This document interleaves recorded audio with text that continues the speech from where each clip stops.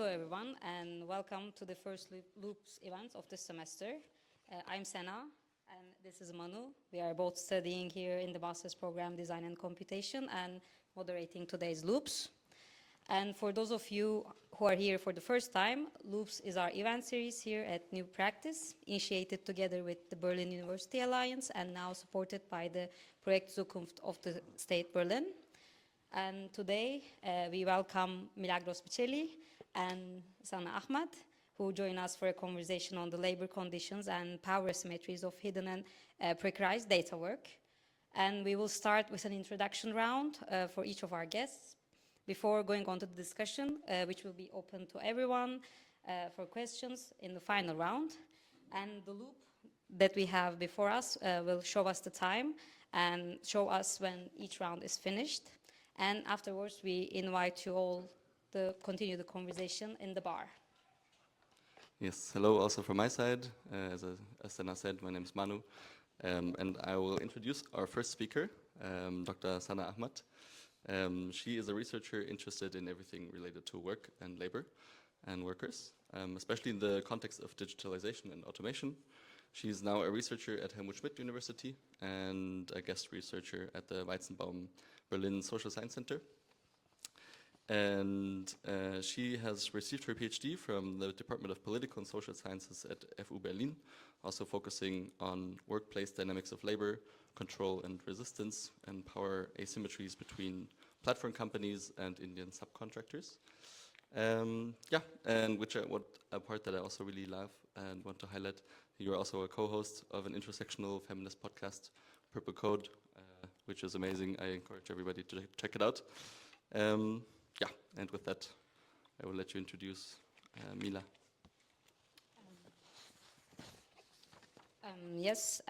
Now I'm happy to welcome Mila, who's a sociologist and computer scientist, and her research focuses on exploring the production of ground truth data for machine learning, with a specific focus on labor conditions and power dynamics involved in data generation and labeling. And Dr. Miceli is interested in analyzing the underlying questions of meaning making, knowledge production, and symbolic power embedded within machine learning data. Dr. Miceli's work sheds light on the ethical and social implications of AI development, especially data work. Her research has significant implications for the responsible design and deployment of machine learning technologies.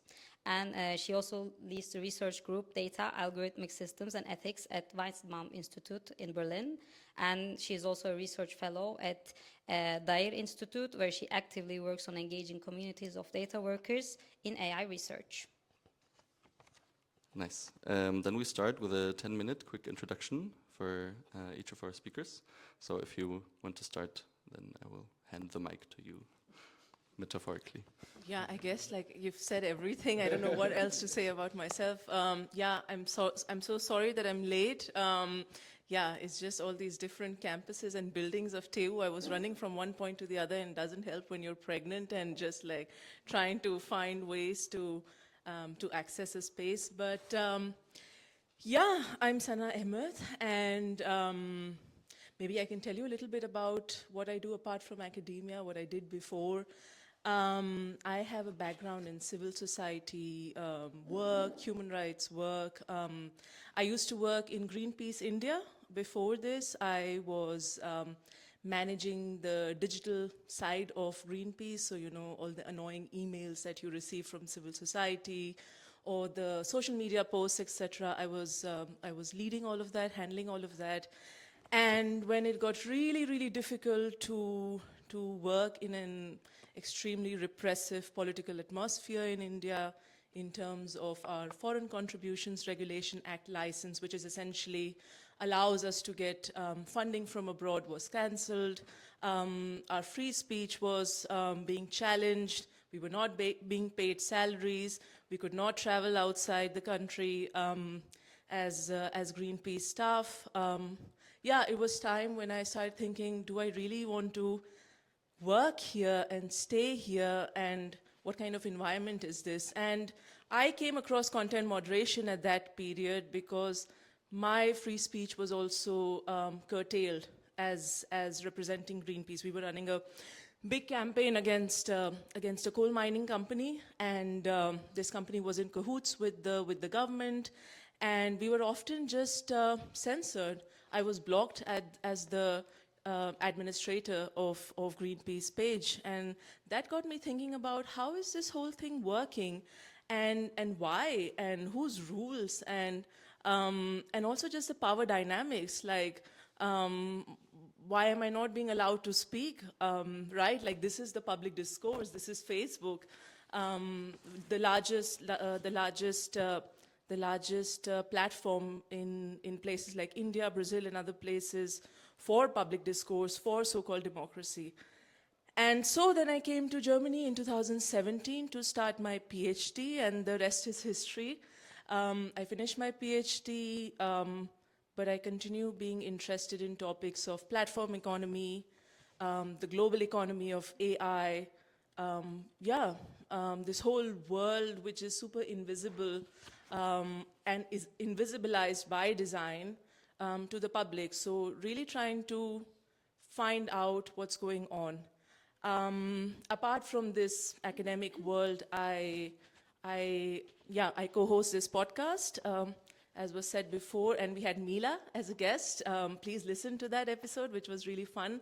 And essentially what we try to do in this podcast is invite female and queer perspectives on digital societies, on work with technologies, on work with AI, and not just like listening to what they're working, but also the gendered experiences of that work. How is it to be a female or a queer person in these spaces? Do people take you seriously? So that's what I do, and I'm looking forward to the session. Yeah.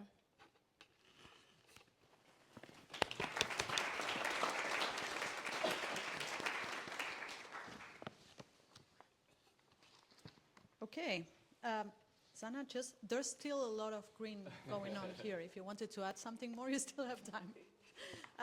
Hi, everyone. It is actually a pleasure to be here. Sana is one of my favorite colleagues, but also research comrades. It is really a pleasure to be here with her tonight. So, apart of what was already said, yes, it is true, guilty. I am a sociologist and a computer scientist, which is very challenging all the time. I wanted to say at times, no, it's challenging all the time. No matter where I sit and with whom I talk, it's always a feeling of not being completely one thing or the other. And I started this work working with communities of data workers and investigating data work 6 years ago, where when not a lot of people were talking about data work, and it was not even called like that, data work, it was rather called micro work, crowdsourcing, click work in German. And I started doing that work at the beginning of my PhD here at TU Berlin. And since then, I've worked with communities of data workers in 9 different countries. I did field work in those places. I also conducted interviews. I conducted observations, text analysis, interface analysis, so different methodologies applied to that.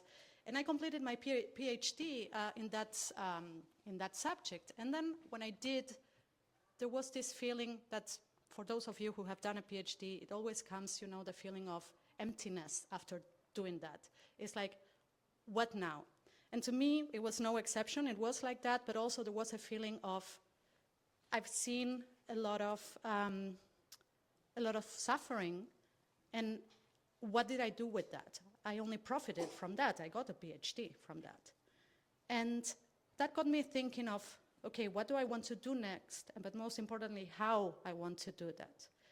And I didn't come up with a great idea. It was just an idea that is the project that I'm doing right now that is called the Data Workers Inquiry, that is based, for those of you familiar with Marxist theory, is based on the workers' inquiry as outlined by Marx, 1.5 centuries ago, almost.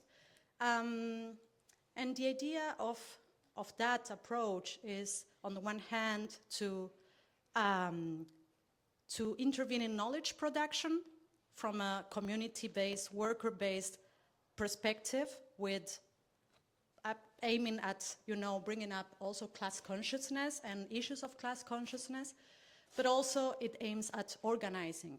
So it is about research, but it's also about research as a means for workers to organize. And we are doing that. We've been doing that for 1.5 years now. We've been working with communities of data workers. We've engaged data workers, 15 of them, in different places in Syria, in Venezuela, in Germany here, in 2 cities of Germany, and I'm forgetting what, in Kenya. And we are about to launch that, to present the findings of that. Each worker, we engage these workers as co-researchers. They develop their own research questions. They go and talk to their colleagues. They do the research, and then they produce a sort of outcome that is supposed to be also a form of outreach for other workers, to tell their experiences and to share their struggles with others. And there's a lot of learning there, and there is a lot of deconstructing what I and we as a team knew about research and what we thought research was supposed to be. Also, when we talk about research output, like for us researchers, we have, my time is up. Just to wrap this up, so we have publications as a currency. This project also tries to challenge that and to think, okay, well, that's our currency, but what is important to the workers? So on the 20th of June, we will launch that, but you will see we'll have podcast, a documentary series, we will have even an animated video, a zine, and different things that are more important to them, and probably will be worth not much in my academic career, but, well, so be it. Amazing.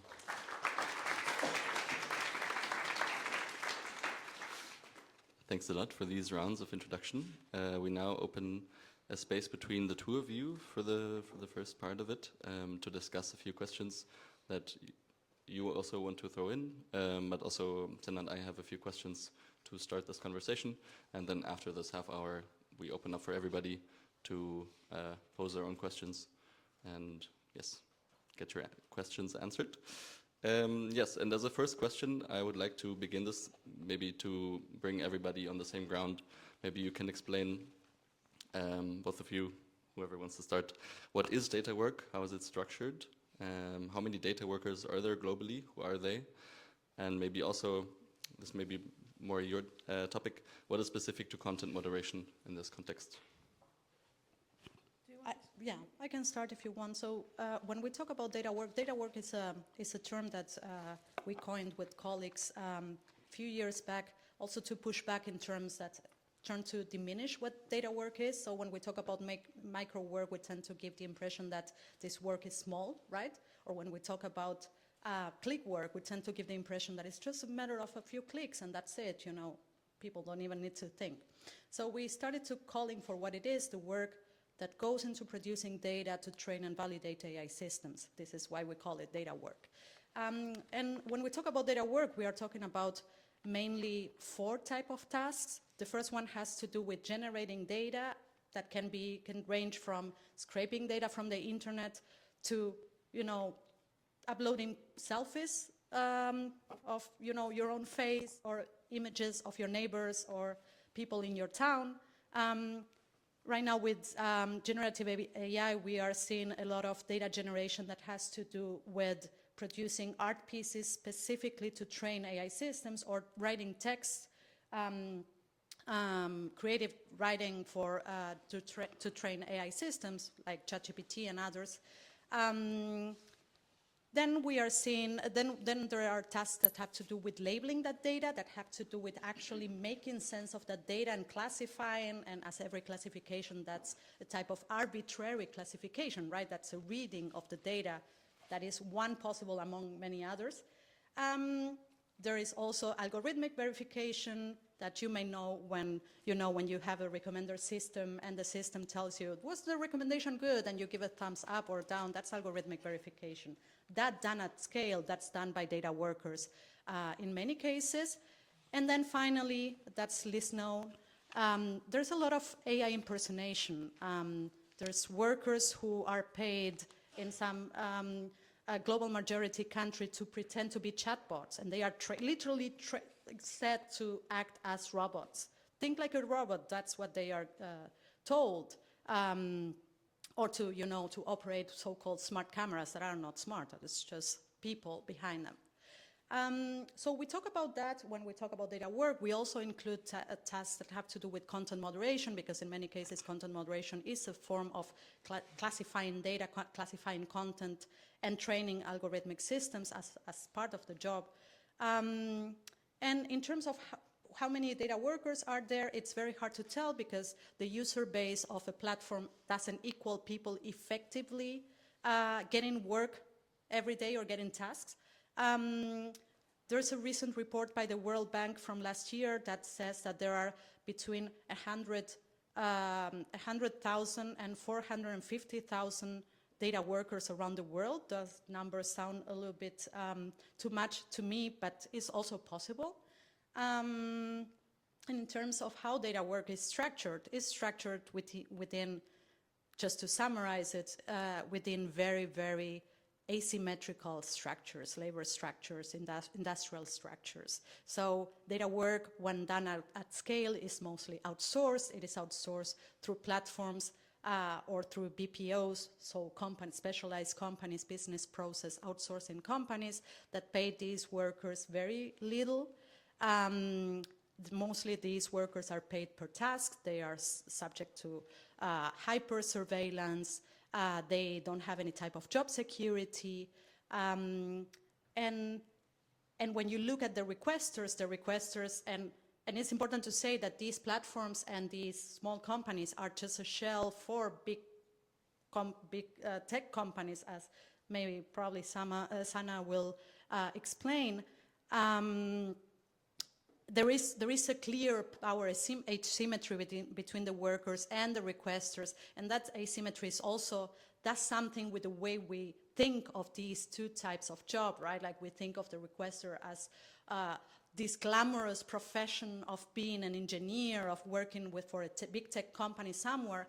And again, when we talk about data work, we talk about this idea of micro, low skill, blue collar, small, click work.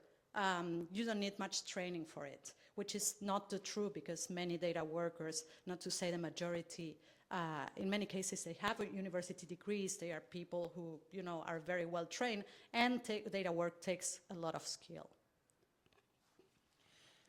Yeah, I mean, I find this category of data work so interesting, because it also makes you think about what is work. It's also pushing the boundaries of work. And if you think about the role of users, consumers, who are not involved in any economic activity, there's no economic transaction like you would have in work, right? There's no employment contract. There's no agreement made that I am buying your work and you're selling me your labor and I'm paying you wages. There's no sort of economic transaction. So that's very interesting. And in content moderation, say for example, which I've been focusing on in my PhD, you see that the work of content moderation already starts with the role of the users, right? So if you're using a social media platform, you're already reporting a content, flagging a content, which is already data that social media platforms need, and then it's fed. Of course, that data also needs to be refined, and then it's again checked by these workers. Is this what? So every piece of content that you report or flag is not is not a decision in itself, because these activities can't be trusted by these companies. So then they outsource this work to content moderators, whether in India but also in Germany, so different parts of the world. Yeah, I mean, content moderation is a special kind of data work, as Mila also said, and which actually requires workers to manage this large quantities of data, and all platforms do it. All platforms do it, all internet sites do it, but it's special. It's of special significance for social media platforms. It's not just, this kind of work does not just involved in terms of screening content, in terms of moderating it, removing it, or geo-blocking it, but it also involves the work of classifying and ordering that content, right? So workers are also tagging that content, right? So on one hand, they are either screening, removing, or geo-blocking that content, but at the same time, they're also tagging. So does this content fit into the policy of, let's say, hate speech, which again has many sub-tags as well? So is this, for example, fake news? Again, there are many sub-tags as well. So this is also sort of like tagging and classifying content, and both of which are important for these platform companies because it allows them to increase advertisement revenues, but also increase the predictability of these platforms. They're expanding the infrastructure. Facebook is not Facebook anymore. I mean, not just the name, it's Meta now, but it's more than social media. It's trying to become internet in many places, and that's also based on increasing the predictability power of these platform companies. And all of this happens according to the policies, the standardized, universalizing policies of these companies. So on one hand, you see that there is like sort of this tagging, classifying user content, screening content, and that happens through the machine learning models that are integrated in this content moderation software systems. A lot of times workers don't even know that there are machine learning models, or they're told sometimes, well, there is a machine learning model, but that's it. So workers don't really know, okay, what's happening? At what point is the model really like learning my work? And what is it really learning? Is it recording everything that I'm doing? It's extremely difficult to study that as a researcher, which we can come to later in this session. But these machine learning models also record the time taken by the worker to tag every piece of content, how work is being done, how much time workers spend, was there some kind of different content. So you also have like sometimes very unique content, like say for example, or complicated content, for example a hacking video, right? Like, so let's say YouTube would say we do not promote hacking, but what if it's informational video? An informational video is allowed, so it gets super complicated, and sometimes workers are also required to apply their knowledge, something which we call tacit knowledge, which comes out of the experience of workers, that you've spent time working in a particular field, that you've built that experience, and you need to apply that. But those models are also learning that, how much time does that worker take, what unique thing did they do. And all of this is, of course, also aimed at trying to automate this work, but it's super complicated, because users are constantly, trying to find different ways of posting stuff on social media platforms. And just the whole world of social media platforms is super dynamic. It's constantly changing, which makes these platforms also depend on these workers. So it's a very interesting type of data work, and I think just the category of data work should allow us to think about what is work, and why do we continue depending on it, even when it's said that, well, it's low skilled, anybody can do it, but why does it continue to be outsourced to specific geographies, and this reliance on labor? So yeah. Thank you also for this. I don't know if you can hear me. I'll just be loud for this one. Or this. Thank you. Maybe to follow up on this, you've both already touched upon the specific working conditions and the asymmetries, but maybe you can dive in a bit more deeply and talk about why it is important to discuss data work and content moderation, and especially in the context of AI ethics and this discourse. Okay, I can start. I have two reasons, actually. I will start with the first one. I think it is better told with an example. So probably many of you read this 1 year ago. Time reported on the company Zama in Kenya. That was where content moderators, but also data labelers had worked for OpenAI, for ChatGPT, with very disturbing material separating what is considered toxic content and should not go into the training data or should not be learned by the model. and from the data that was acceptable to be used. And these workers, they were paid less than $2 an hour. They were treated very badly. We are now, as part of the data workers inquiry, we are working with 3 of them. All of them report being affected by the work. They suffer of PTSD, certified by doctors. They were fired by the company. So after reported feeling bad and being, damaged by this type of work, the company dismissed them. They were fired. They also didn't get any type of psychological support or anything. Now, why I think this is an important example? That's because all this, and this is the irony of it, all this was done in the name of creating an AI that was supposed to be ethical, an AI that was supposed to be free of toxicity and bias, right? Like something that is, for computer scientists, very important, one of the paramounts of when we talk about ethical AI, we tend to think of bias as an umbrella term, and we don't want our models to exhibit biases and so on. We don't want toxicity in the data and so on. So all of this was done in the name of creating a safer AI, an AI that is ethical. Now, that was done in the name of ethical AI, but then the part with the workers was completely disregarded. So I think that shows how important it is to be talking about labor when we talk about ethical AI. It is also important to be talking about power concentration, and this brings me to the second reason that I believe why this is important. We need to be talking about power concentration and the power that these companies and these big tech giants have, because they have an enormous power to impose onto us realities, ways of looking at the world, right? Like when you ask ChatGPT what is what, it will give you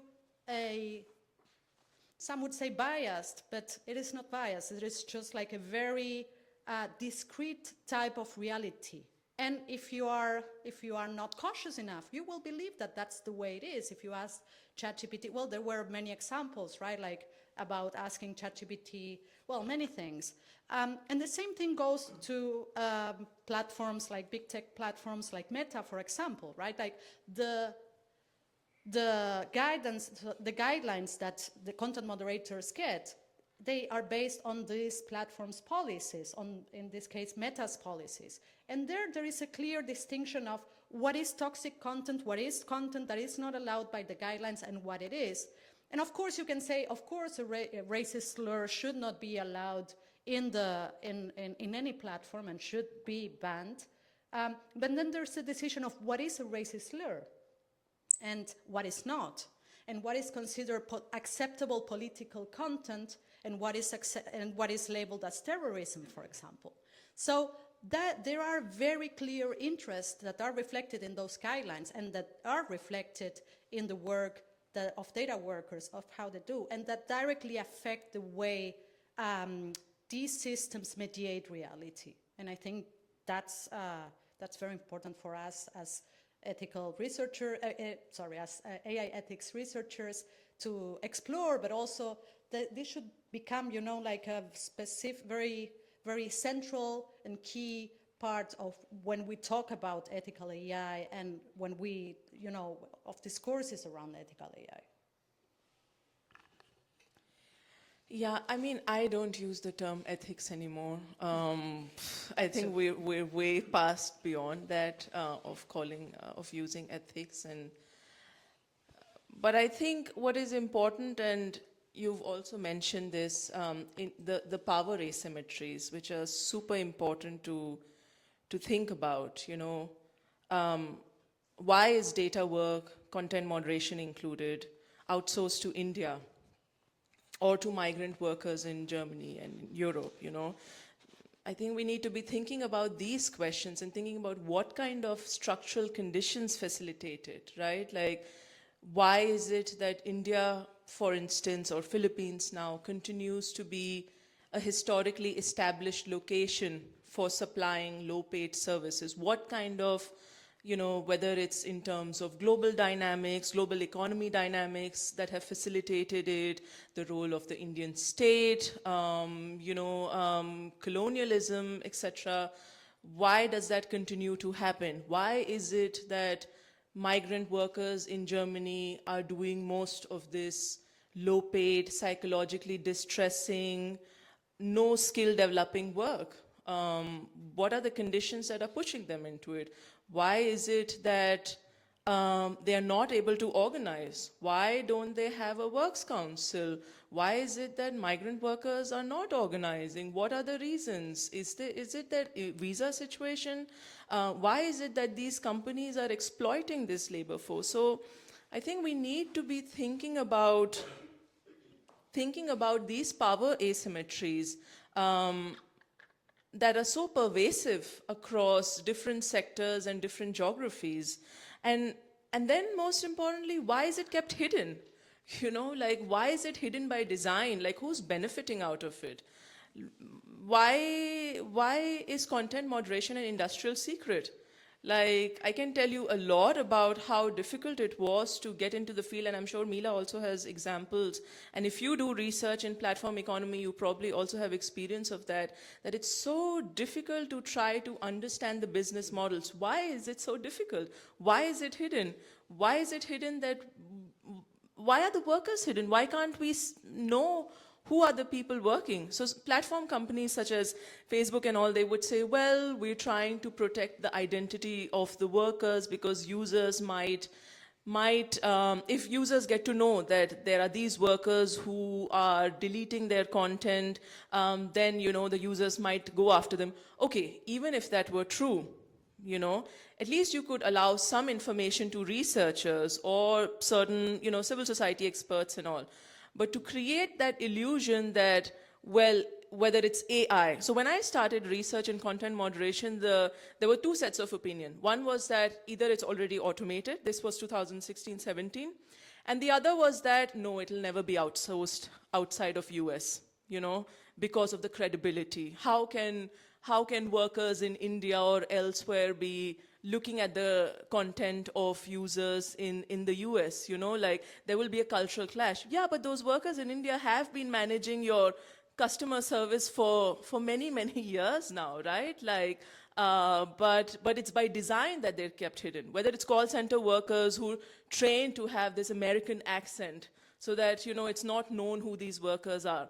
And companies have been keeping outsourcing a secret for a very long time because, of course, you know, this whole thing about, you know, jobs going outside and et cetera, you know, people, it creates anger, of course, within your own local context that there's job losses, etc. So there's many reasons why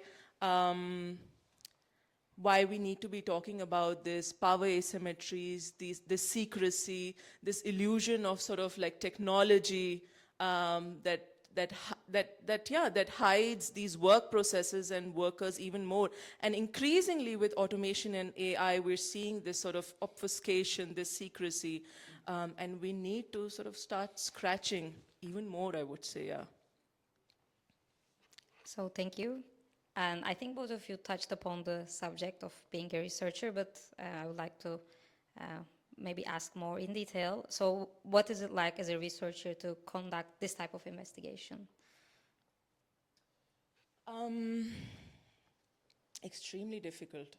Extremely difficult. Oh my God. Like, yeah, I can write a whole book just about like trying to research the content moderation industry.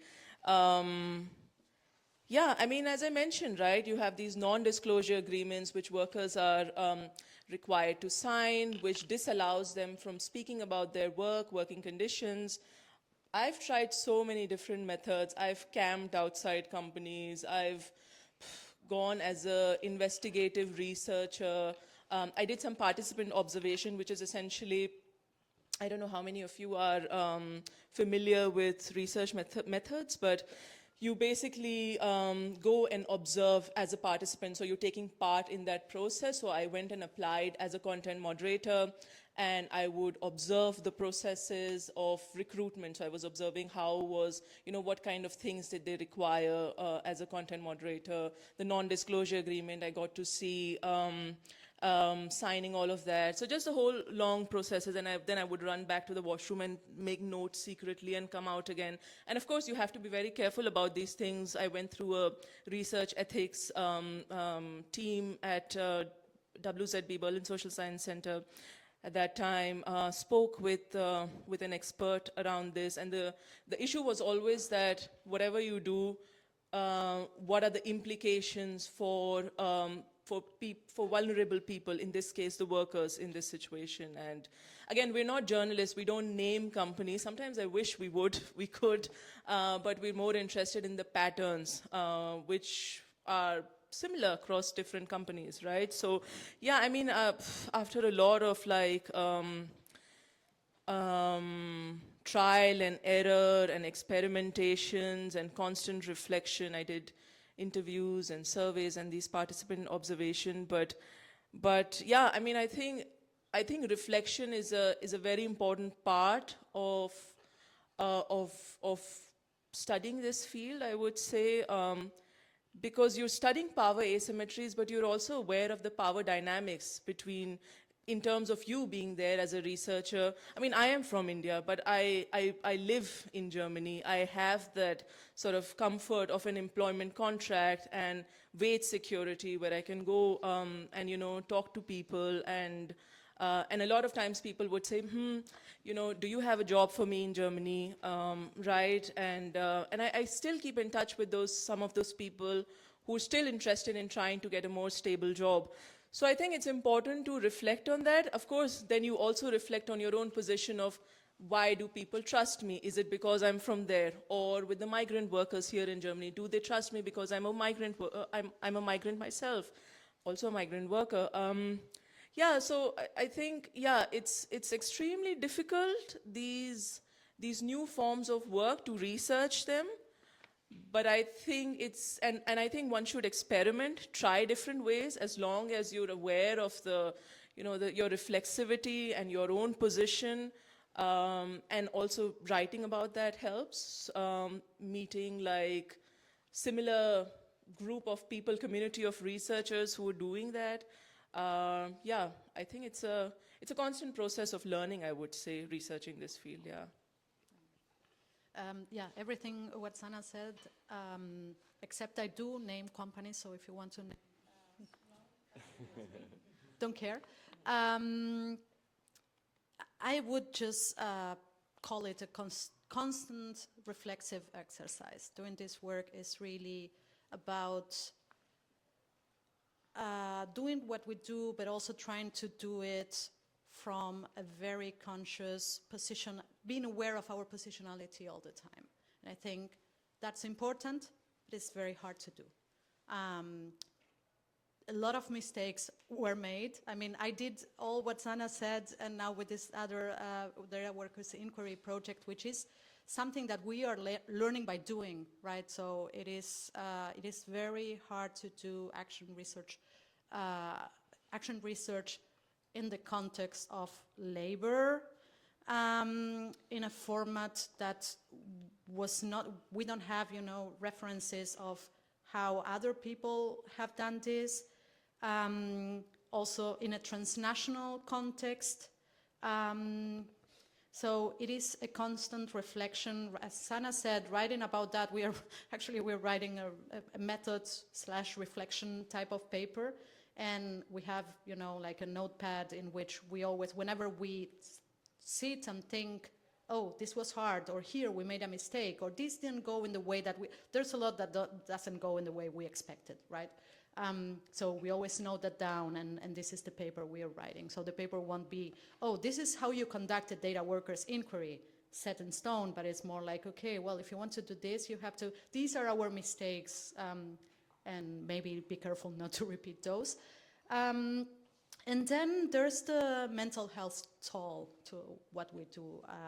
This is something that I think I've gone pretty hard doing this work for so many years, but still there are meetings in which I cry. I would say I cry in 70% of the meetings, and then I always ask myself whether that was professional or unprofessional, whether I was probably I was not helping, but then it's like, well, you know, it's what happens, and I can only reflect upon that, but I cannot hide my feelings completely. So there's also that.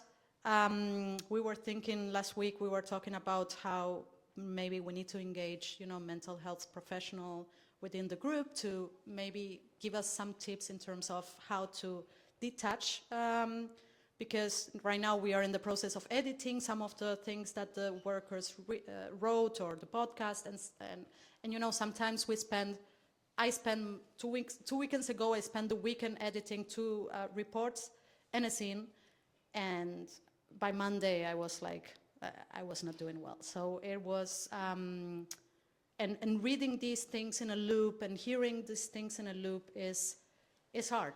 So I think that's also something that is not always said whenever we write, you know, like a methods paper, or we talk about our methodology. I mean, this is something that these academics are very good at, ironing out the imperfections, you know, and say, well, these are the 10 steps we followed and we got this splendid result. But nobody talks about the ugly, about the hard parts, and how this also impacts our mental health. And I think it's important to discuss that too. Yeah, thank you for both of your answers. And we've talked about AI ethics, and I think in this context it's important to talk about its regulation as well, and also states' involvement in its regulation, if there is one. So the last question from our side would be, can existing state policies regulate work in AI and content moderation value chains? If not, why? I mean, we're also not legal experts here, or policy experts, I would say. But I think it's important to think about this aspect because of the increasing number of regulations now, whether you have the Platform Directive Act, or you have the AI Act, or the different supply chain regulations. And there is potential in them. I mean, AI Act, I still have to understand it more, because it recently came out and there's a lot of controversies around it, especially in terms of surveillance, etc., of especially vulnerable groups. But say, for example, the Platform Directive Act, right? You have the provision of general employment, like no matter, like, you know, what you're doing, you will be an employee of that company. Of course, the problem is in terms of implementation, you know, to have like a common standard across the EU. Will different, you know, countries then not exercise their own sort of like understanding of how, you know, what is employment and what is not, what is an employee and what not. So I think sort of like harnessing that, those common platform standards would be difficult, but in terms of implementation, but at the same time to recognize that these workers, these delivery workers, platform workers are employees, I think it's a good step. Then you have these due diligence regulations, which is something that I'm really interested in terms of thinking about outsourcing, right? So you have the German Supply Chain Act, and recently you have this EU due diligence, which is essentially basically trying to regulate environmental and human rights violations, right? That in the sense that the companies who are outsourcing work from here to places anywhere across the world, they can be held responsible. The problem, that's a great idea, but the problem is, the problem again comes in terms of implementation. Now, say for example, the German Supply Chain Act. The problem is that if anybody wants to make a complaint, it has to be the worker, the specific worker who's gone through those issues, right? Who's gone through those working conditions. That person has to sort of make that complaint. So that puts a lot of pressure on that specific worker. I think we need to, I'm not sure how much can any civil society organization or trade union represent that particular, the worker, but the complainants, you basically are putting the responsibility on the complainant. The other thing is also like, there's no proper clarification regarding living wages.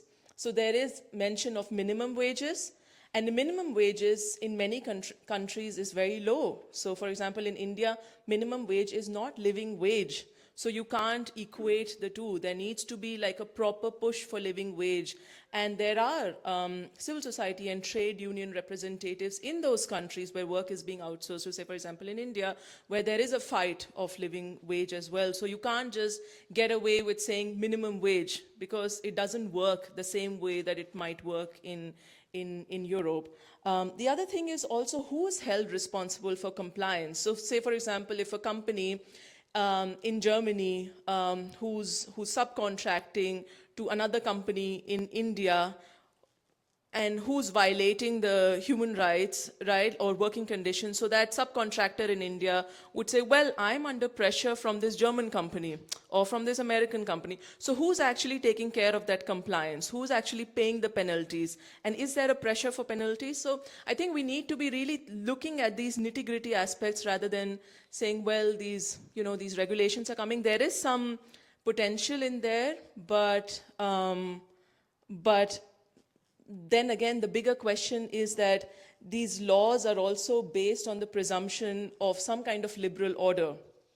And I think we all recognize that there is increasing authoritarianism across the world, whether it's in terms of the neoliberal economy, whether it's in terms of the illiberal nationalism that we're seeing, this rise of nationalism. That confluence is creating that sense of what is actually called the it's called neo-illiberalism.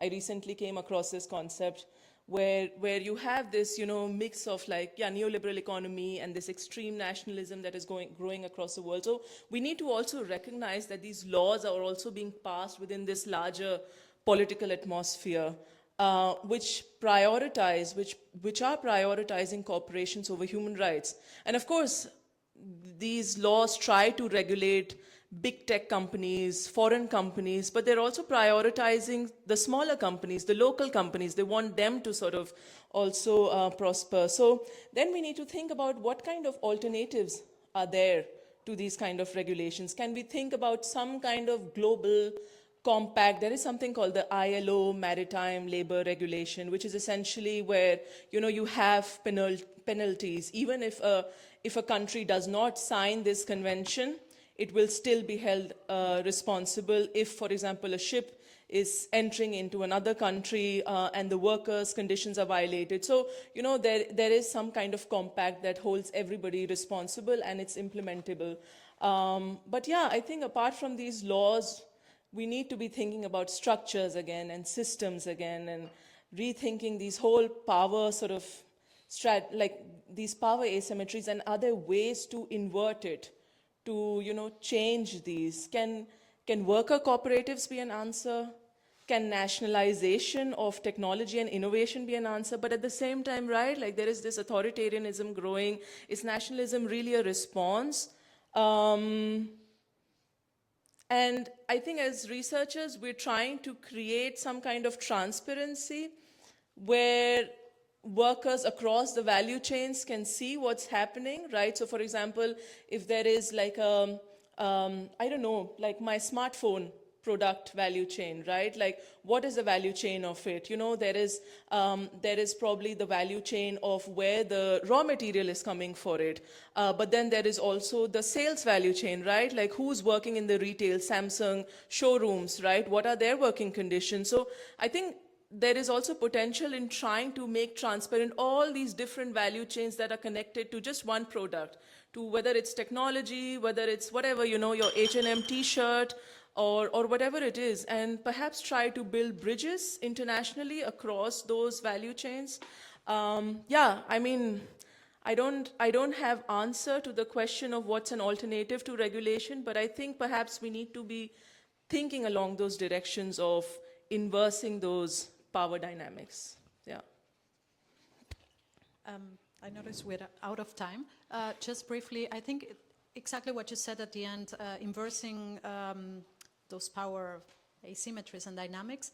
And I think it starts with thinking who sits at the table when regulations are discussed, right? I think it is so important to have spaces in which workers are heard, and those are not abundant. In none of the regulatory initiatives that Sana was commenting on. And that is so important because otherwise we have, you know, big tech CEOs like Sam Altman, you know, sitting with every legislator across Europe and being heard and being received as a guest of honor everywhere he goes. You know, crying existential risks, but then, you know, saying, well, regulate us, but not this much. Let us regulate, actually, let us regulate ourselves. And everybody listens to that BS and nobody, you know, nobody actually calls it out. So if regulations are going to only be based on that, on those views, then those are not good regulations. And I think in the case of data workers, what Sana mentioned before about their invisibility still being an issue, even though we discussed this at length, they made the cover of several issues of the Time magazine, and still we need to talk about their invisibility. That is an issue even when it comes to legislation that pertains there, even in spaces in which other types of platform workers gather and organize around those and have an influence and try to, you know, express views.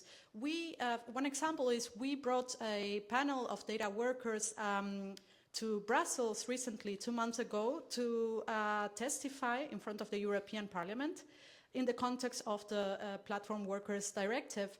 And the room was, of course, full of legislators, but also full of unions and full of advocacy organizations that advocated for platform workers' rights. And for them, also for them, and I'm talking of delivery riders and Uber drivers and so on, even for them, it was surprising to know that there's this other type of platform workers that also needed their solidarity and also needed to be included in every initiative that they were thinking of. And it was great to see that actually solidarity was there. It was great to see the exchange. I think the mission was accomplished in terms of, you know, raising the issue of these are two platform workers with very specific demands and problems.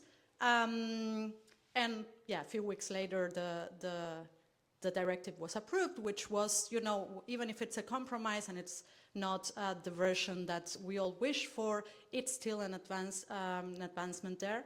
So again, I just wanted to highlight the fact that regulations are not just are good per se, but we need to think of who's making them too. I know that's a lot of thinking that we need to be doing and a lot of things that we need to be taken into account, but yeah, that's the life of a critical researcher. With that, we open up the discussion to everybody. So whoever has a question, just raise your hand. We'll go around with the microphones.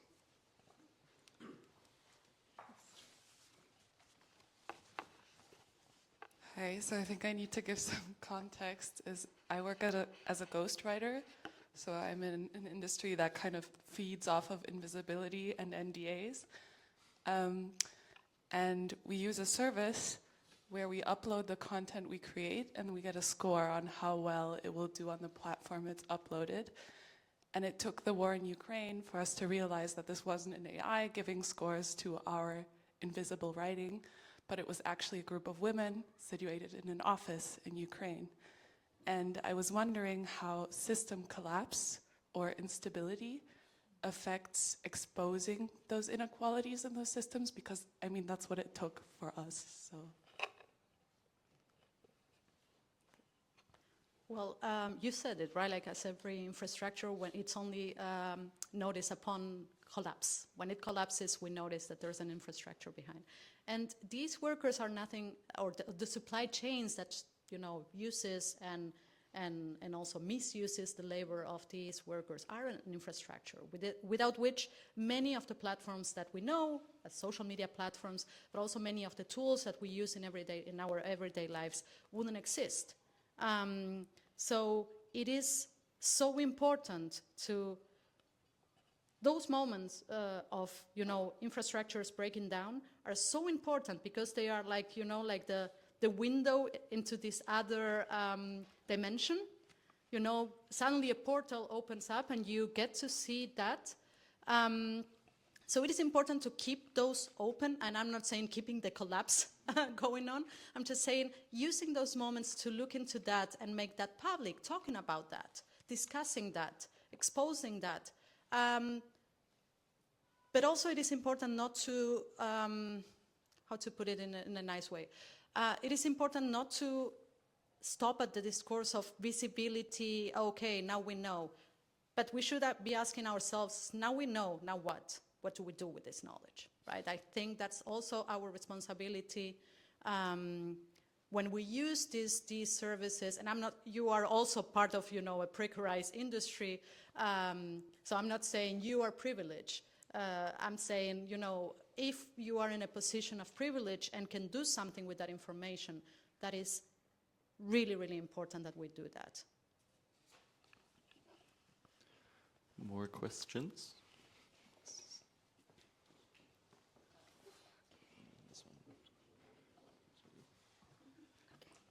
I think you were first. Oh, you were first. No, go ahead. Okay. Thank you. Yeah, so I wanted to ask maybe a couple questions. Maybe it's one question. But first of all, I wanted to ask sort of what changes you would anticipate with data work in the future. But also a related question would be, what changes maybe have you seen in the past year or two with the introduction of large language models and Gen AI, all of that stuff? Has that somehow qualitatively changed what data work is, or is there just more of it? And I guess another context for this question would be, I'd want to ask about how you'd see this labor also in relation to automation, which affects all sectors of labor always in capitalism, but especially here it's interesting because somehow this human work is necessary to make the AI function, and somehow you cannot do without this human input, but maybe that's changing. And yes, that's also really interesting what you said about what your company was using, because I was reminded of I don't know if you've heard about it, you probably have an Amazon service, a store, which was supposed to be an AI service, and it turned out to actually be human people monitoring the store instead of very advanced image recognition. So yeah, just what changes you've seen in the past and what you anticipate. I'd be interested to hear about that. Maybe you can start. Yeah, so about the changes, 2 years ago, it feels like it was a long time ago. 2 years ago, we conducted a study in which we analyzed more than 200 instruction documents given to data workers, right? And there was a lot about, computer vision, so labeling of different types of imagery, some data collection, and so on. Now, I thought, hey, let's take a look again, and let's find some instructions and take a look again. What we found this time, and this has to do with advancements in generative AI, is that there is a lot of task instructions or type of data work jobs offers that have to do with creating proprietary type of material data for these systems. So the shitstorm, sorry for the language, but the shitstorm that these companies got when ChatGPT came out, when Midjourney came out and so on is, wait, you are taking a lot of, journalism pieces, you are taking a lot of art, and you are using this without permission to generate, fake art and to generate texts that are AI generated. So there was a lot of outcry around that and around copyright and so on. So what many companies are doing right now is that they are only paying like really terrible wages to professional writers to actually produce, pieces that will go and train these models or perfect these models, and the same thing with artists. So that's a fundamental change, and that brings me to the other question, if I may, that has to do with these being technologies that can also replace the same workers that help them be. And this is something that is very present among on the one hand content moderators, for example, but also among these artists and these writers that actually, and translators too, who contribute to these technologies, who are creating this data, who are producing this data. So the content moderators on the one hand, and Sana, please correct me if you have a different impression. On the one hand, they tell us, this is a lie. We will never be. You will always need human workers because, you know, one day a word is a word and tomorrow is a slur, depending on how you use it, depending on the context. One day you have, you know, a toxic association to a word, and one other is like that doesn't exist anymore. So you still need human content moderators at one point. I do agree with that assessment. The translators, they are terrified, or the ones that have talked to us, they are like terrified of, well, you know, there is a lot of work that I'm not getting right now because, you know, machine translation exists. So the only work that I can get is training the same technologies that threaten to replace me, and this is terrible. What all these people have in common, no matter whether they are afraid or not afraid, or they believe it or not, is that this idea of these systems going to replace workers one day, it serves to discipline these workers. So it doesn't matter if it's true or not. The sole existence of the danger does something to the workers and does something to their relationship to the requesters. Because the requesters now can tell them, well, you're an excellent artist, but you know what, I have Mid-Journey doing this illustration for free, so lower your wages or be out of job. Of the job. So, yeah, I think it is important to take that into account. I personally don't believe that human workers will be replaced in their entirety. Yeah, I mean, regarding automation, I think it's also important to think about the utility of automation, to whom, right? So even if you think about the use of automation for the companies, right, so I mean, say for example, Facebook wants to automate content moderation, to not rely on workers, to not, you know, get into this whole legal liability, entanglements, whatever, you know, it's also just uncertain. Outsourcing always creates some kind of business risk. But at the same time, automating content moderation also creates that risk. So say, for example, during COVID-19 lockdown, workers in many parts of the world, the companies had to be shut down. The workers, say for example in India, there was a very harsh lockdown. You know, workers could not go to companies, and for a brief period, they tried to automate certain aspects of content moderation, but there were many, many errors. You know, and the risks of those content moderation errors are very high, whether it's in terms of, you know, perhaps like losing your users, advertisement revenues, you know, like advertisers might threaten to leave, which is again questionable thing because, you know, say for example, there was like a lot of like pornographic content on the child interface of YouTube. Child interface of YouTube, yeah, and many companies, advertisement companies left after that because they did not want to be associated.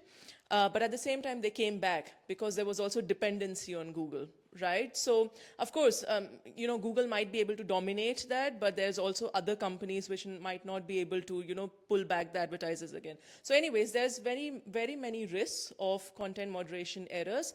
So that's always a question, you know, of automation. Is it really something that would, you know, benefit these companies? And in the current period, we don't know how things will develop. But in the current period, it's very difficult to say that, you know, automation will happen and that, you know, workers could be replaced. At the same time, here we also need to think about the utility of automation for workers. You know, so there are certain things in content moderation here, I can only speak of, which have been automated. So, you know, you have many queues of content moderation. You have content queues such as very violent content, child sexual abuse material, CSAM, and other kinds of, then there is marketplace, e-commerce, etc., etc. Certain queues, such as child sexual abuse material, have been automated, so workers don't have to see that. And that assists their work, that helps them to not see that stuff. But at the same time, there is also, because users could say, for example, Facebook Marketplace, somebody could post a pornographic thing, which is not harmful per se, but at the same time, there could be something extremely bad. So for one time, this woman, she was moderating content for Facebook Marketplace, and she said, and suddenly this video comes in front of me where, sorry for this distressing content, I'm just going to give this instant, where she saw somebody being skinned alive on a video, right? And she said, nothing prepared me for that, because when, for example, you're dictated to a hate speech or violent cue, you're given counseling, you're given like proper measures, right? But when you're in Facebook Marketplace, there's no counseling available and things like that. So, like even though there is some automation which has removed that, sometimes it still comes in. And then it's on the workers to manage. So what is the use of automation for workers? The use of automation, as we often hear, is that it should relieve the work of workers. And sometimes it does. But at the same time, it also puts them in very uncertain situations, or it takes away the autonomy of workers, So these are the kind of questions we also need to be thinking of automation, the impact of automation. Yeah.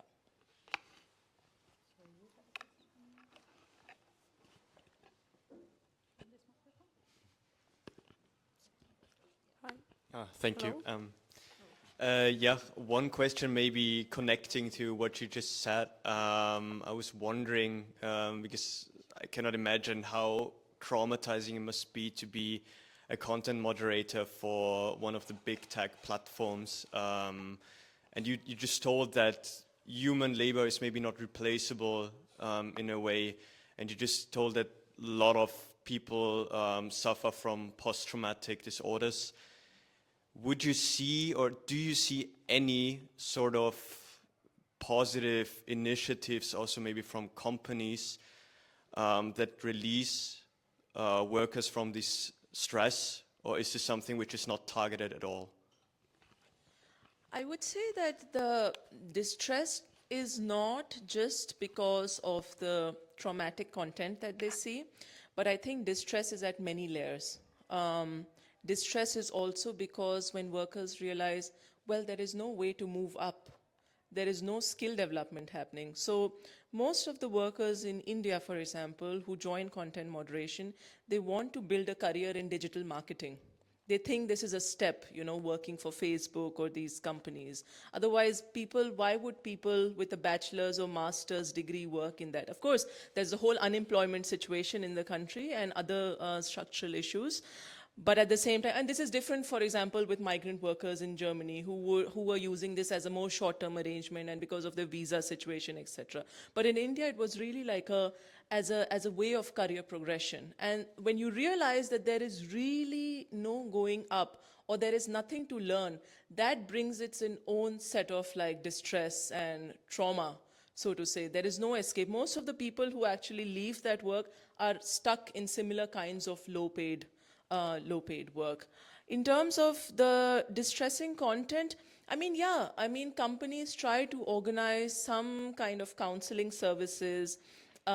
Big companies, for example, the subcontractors in India, say, for instance, they also try to have some kind of recreational activities like yoga and, having bean bags, ping pong in the office. But the thing is that, and which is all fine, but the thing is that workers are bound by targets. They really have to complete a certain amount of targets, the amount of content that they've moderated. So it's really affecting their performance. So they don't really have time for, doing all of these things. And they say, I should rather focus on my performance because my manager is not going to understand that why was I doing yoga. There is also a certain culture of professionalism that you're expected to manage your emotions. This is why a lot of times workers said that Yeah, like even this particular worker who saw this video, she said, well, I had to ask my manager that this was an extreme content. Can I please take a break? Usually they're not allowed to take a break whenever they want to. There's specific times.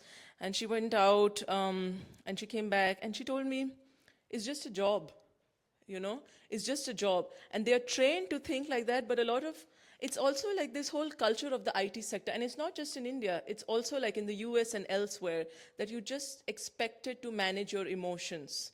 You know, this emotional labor is such a characteristic, and perhaps not just in tech sector, but also in academia, what we were talking about, deal with it, you know, yeah.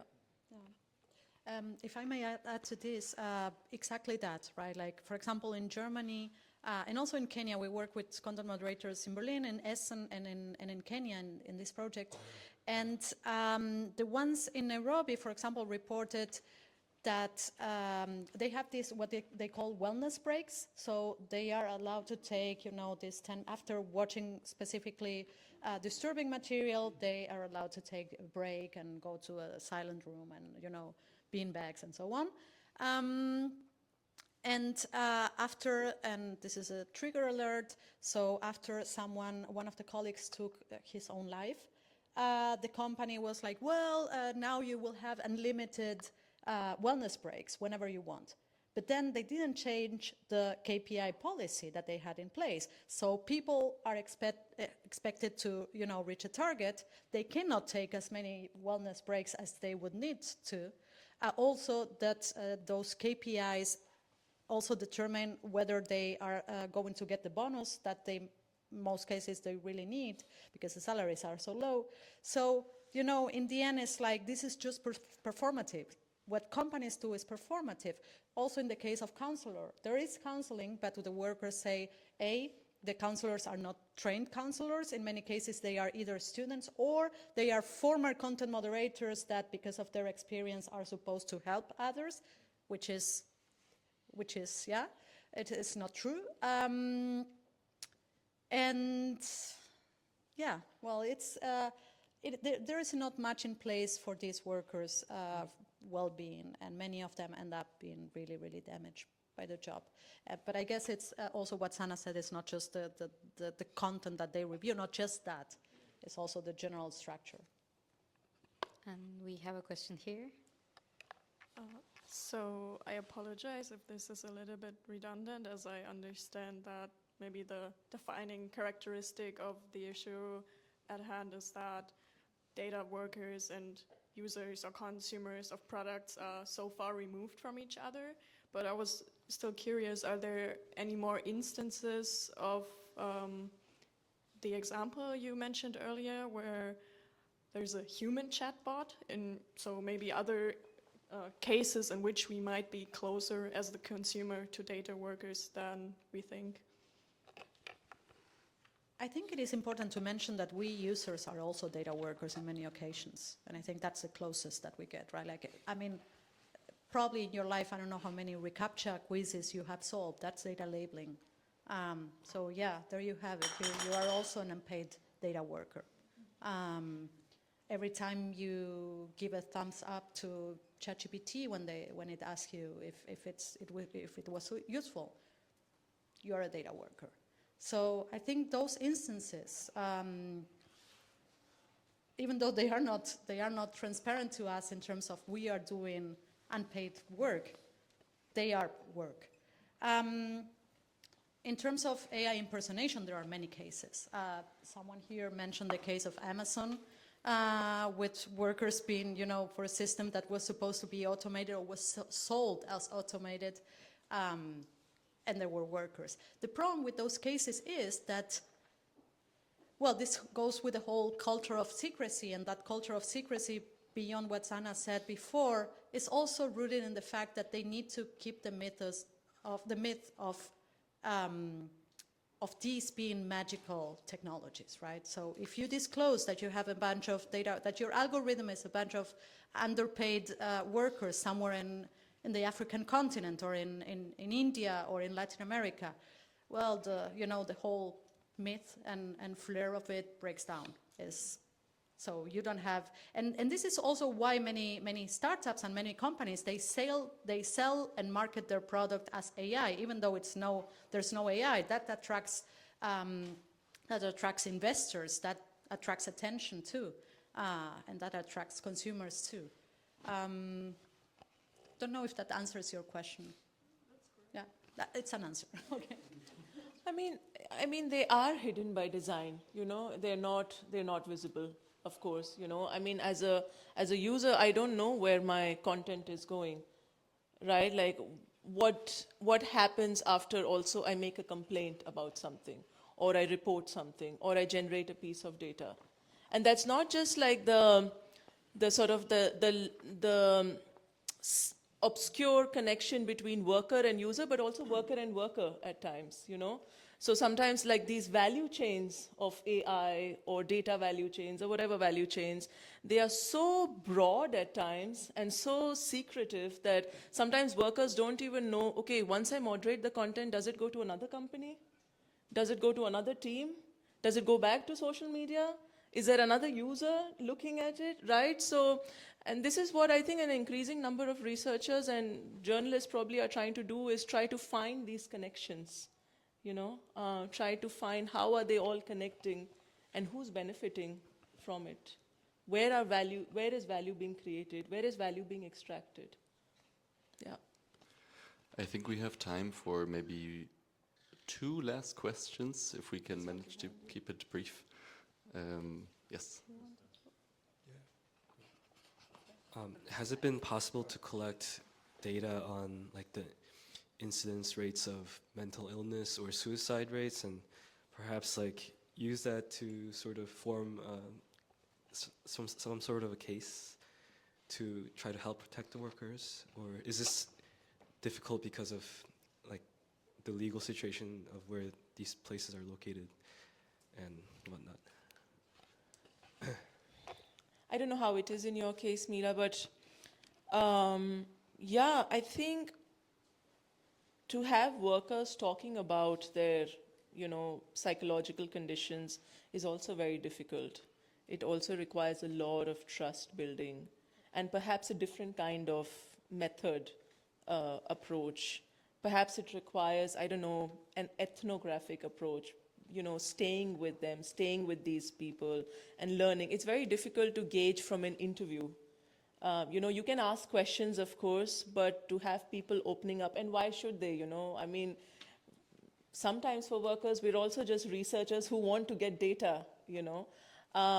Sometimes you get information, but it also depends where you can access information, like in the sense of how conscious workers are also, you know. So say for instance, I was talking about India, where there's a strong culture of professionalism, you know, that deal with it, this emotional labor. But in Berlin, for example, there were these migrant workers which were more sort of like vocal about their conditions, you know. They clearly said, well, some of them, that I felt like I was in a kindergarten, you know, being chained to my desk, you know, like I had no agency. They were very, very clear, some of them. I'm not saying you can generalize this, but at the same time, there is also like different motivations with which workers are coming, and it might take more time to try to understand their psychological conditions in a certain place rather than just an interview. Sometimes you get quickly some information, sometimes not. So I think we need to experiment with different methods to try to understand that. Yeah. Totally agree with that. So I don't do quantitative research, so I cannot offer numbers. But I totally agree with Sana that getting this type of depth and getting people to talk about these issues that are so hard to talk about takes time. Takes being there, takes being present. I'm convinced that it also takes, the trust building also comes from a place in which we reflect upon our positionality, but also we try to minimize not just the impression, but also the intent of, you know, extracting data from this. This needs to be an exchange, and there needs to be care. And there is a lot of care work going on in this, and this is why that brings me back to the mental health toll of this type of work. Because it's hard. It's hard for them to talk about that. It's hard for us to stand there and listen. But there's people talking about this. Like one of the videos that we are releasing from this project, we have 5 content moderators speaking to the camera, telling us how it has affected them. Some talking about, well, PTSD in the form of manifesting in the form of panic attacks. Some others talking about how the reviewing of, you know, child sexual abuse has affected their sexual performance, leading to their wife leaving them. You know, there is a lot of people. We have someone, one of our core researchers, Fasika, who has written a report specifically talking about what it is like to moderate war-related content when you come from the areas that you are supposed to be moderating. She comes from Tigray, that is going through a genocide since a couple of years, and she went to Nairobi actually to get away from the genocide, but then she was stuck moderating content that had to do with the war and the genocide. And we are now also collaborating with Syrian people doing the same type of work. So yeah, it's hard. I just have a quick numbers question, because I was kind of surprised that you named Germany in the same kind of list as places like India or Kenya, where I would have expected data workers to reside. And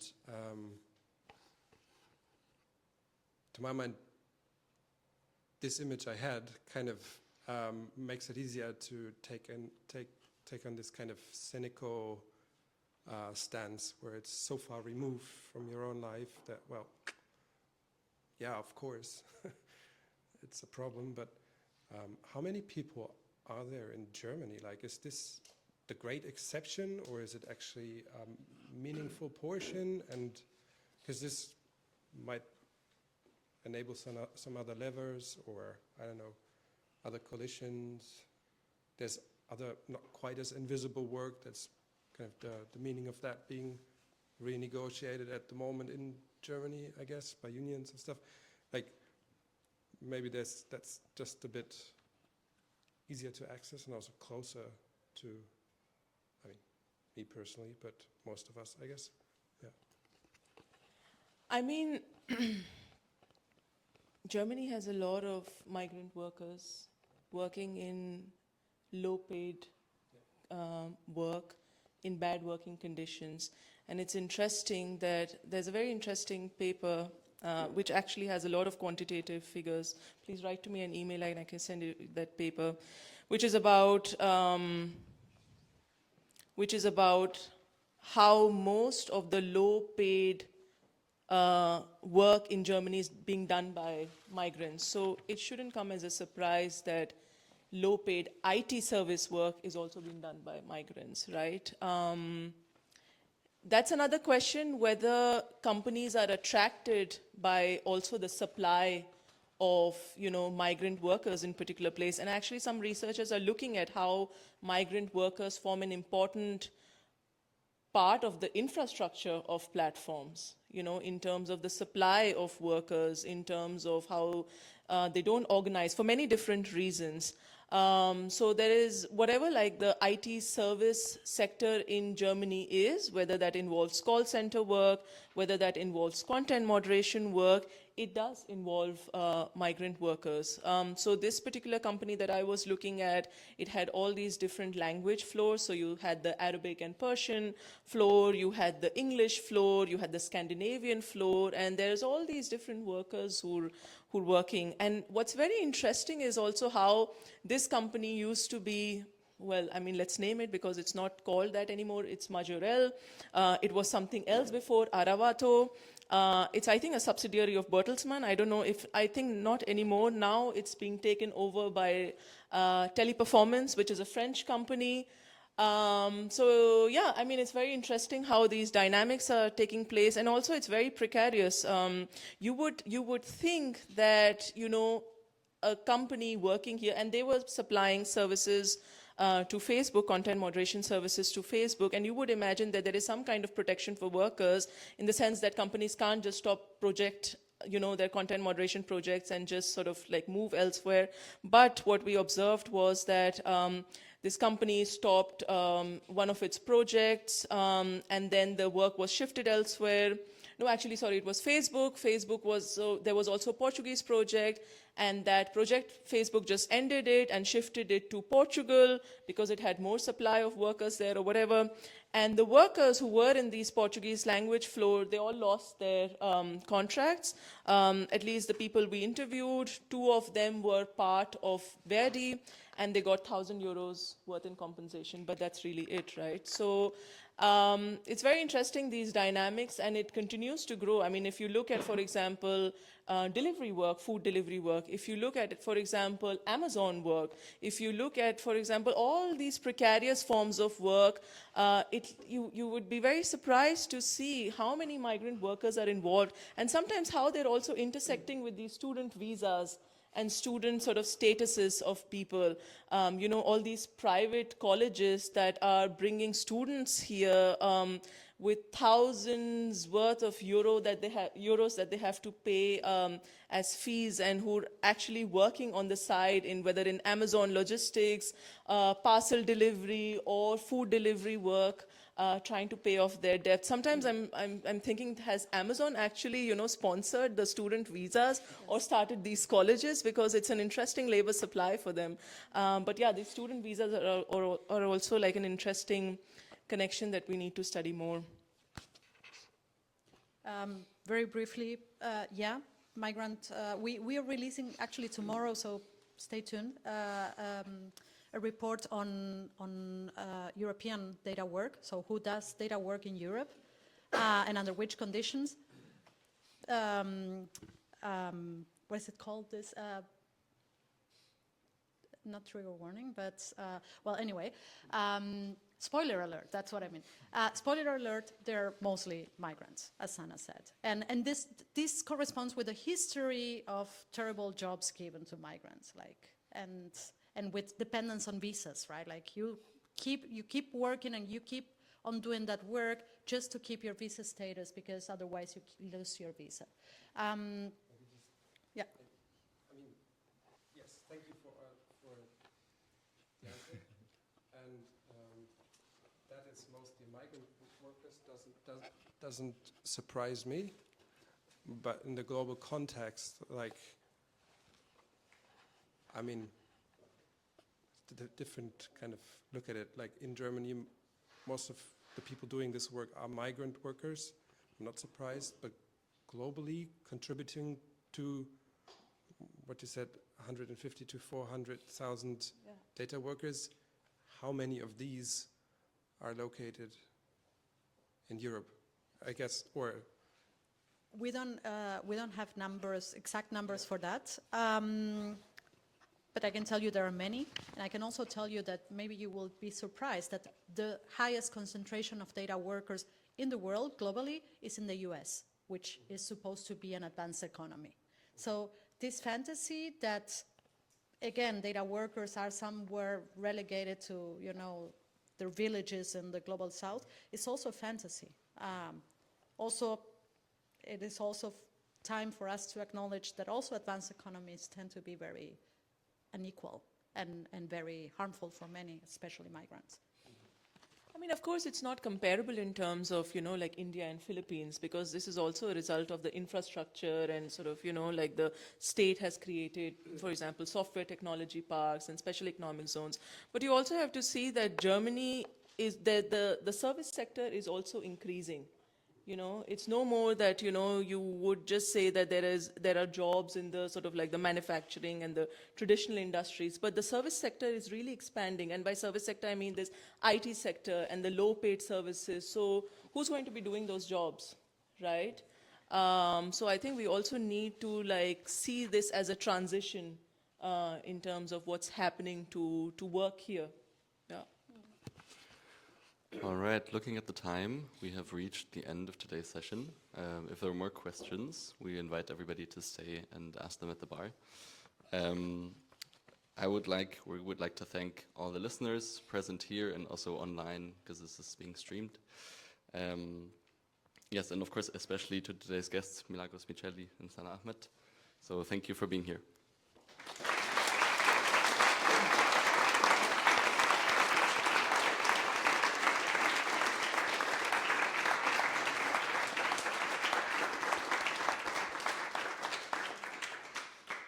We'd also like to thank the team behind the Loops event series, everybody who made this possible today and in the future, the organization, the setup, the curation, the streaming.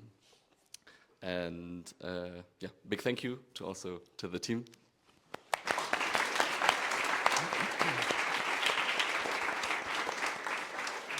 And we hope to see everybody again in 2 weeks. The next loop is in 2 weeks on the 2nd of May. With the two very exciting guests, Peter Pollack, researcher at Forensic Architecture, and Anna Engelhardt, who's an artist and researcher. And the both of them will together reflect on their investigatory practices using 3D tools and open source intelligence to investigate war crimes. So stay tuned, come back again. And yeah, we invite everybody to have a drink at the bar, continue the conversation. Thank you.